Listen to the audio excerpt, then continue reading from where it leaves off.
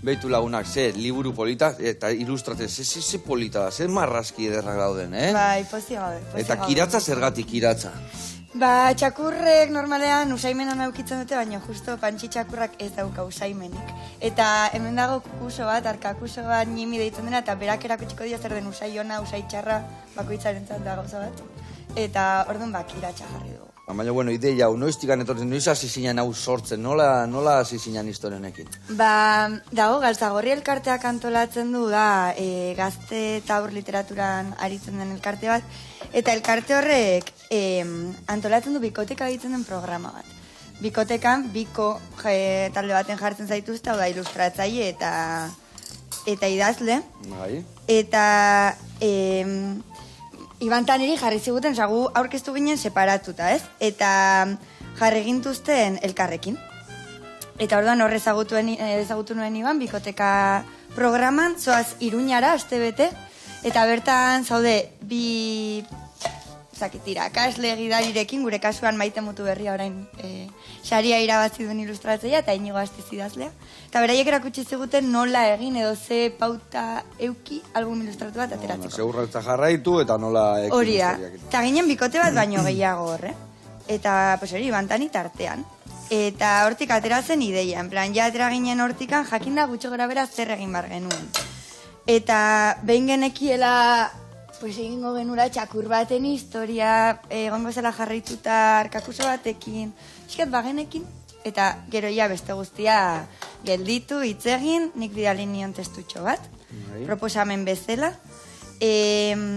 Gaina testuago errimekin egina, agertzen dira animali pila bat orduan daude ere onomatopeiak animaliena, tximeletak iten du. Bere soinua, satorrak bera, ziru. Zein da tximeletan soinua?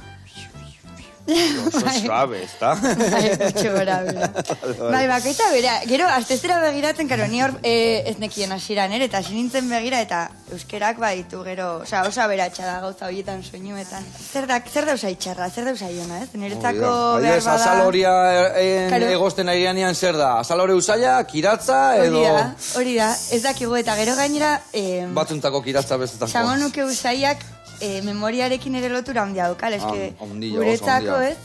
Adibidez Ibanek esan zuen bera, entzaixi maurra ona dela, ze gogora erazten dio bere larretan zaudela, mendin zaudela, ez da? Hori da, juten zanean, hori mendira, eta ni berdina, adibidez, ezakit, gustatzen zait asko gauza toksiko bat zuen usaila, adibidez, errotula gaiuek talan daukaten, kero, baina hori berez ez da ona. Ja, ez da ona, berez kiratza da, baina bai, gasolinera jute zera eta gasolina botatzen, da, gustau bite zaigu, zer da kiratza, ala usaina, ez da? Dikotomia hori da pixkat zaila, gero, jartzeko zerbait objetibo, hau da ona, hau da txarra bat, ez da horren erresa. Eta hori da gertatzen dena liburuan, arkakusoak, zut kontatuko zerik, baina arkakusoak kontatzen du, berarentzat erakusten dio txakurrari, zuzen dio, zuzu usaintzen, etorri. Nik erakutsiko izut zer den usaiona. Eta hain justu eramaten du, arratoi baten gana pizza ustel bat ematen diona, eramaten du gure ustez ez usai txarrak diren lekutara, orduan. Arkakusaren goza bat, txakurraren beste bat. Eta guretzako beste bat. Eta aurrentzako seguramente ere, ze momentu bat... Bai, guk ardua usaitzen dugu, aize goxua, eta gaur bate usaitzen ardua, eta zer txarra, ez da? Edo lokatza bera, edo... Baitare.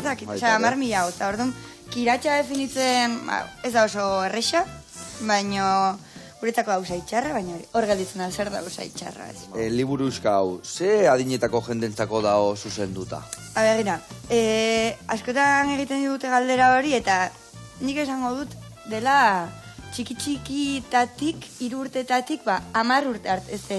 Badakit franja oso ezberdina dela, eta adin bakoitzan gauza ezberdina garatzen direla, baina esan ditzean bezala, hizkuntza, daude rimak, daude hitz, badidez, arkakusoa kukusoa da. Bueno, badagoela lexiko bat, badena aberatsa esango nuke, orduan.